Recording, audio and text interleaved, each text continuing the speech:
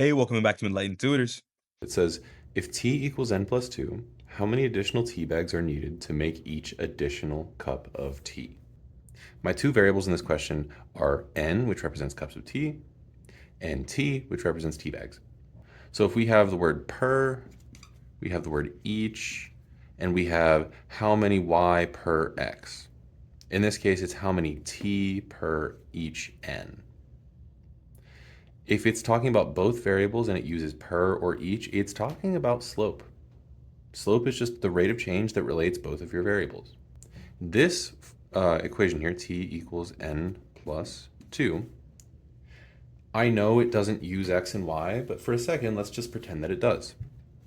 To me, this looks like y equals mx plus b. This is our slope-intercept form of a linear equation.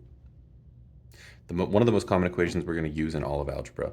I can tell it's y equals mx plus b because neither of my variables here have an exponent or anything weird going on. There's no roots, no exponents, nothing strange, no big fractions with extra variables or any of that.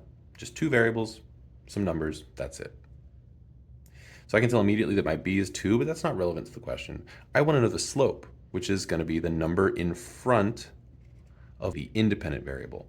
Normally that's x. It's really just the variable that hasn't been solved for. You can think of it that way.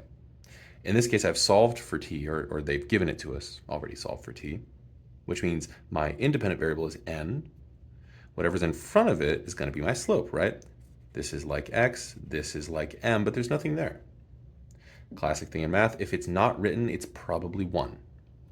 1 wouldn't make a difference here, so my answer is 1, because that's my slope, and the question is asking for how many y per x, or each additional t for each n. If you see, again, variable per variable or variable for each other variable, it's asking for slope.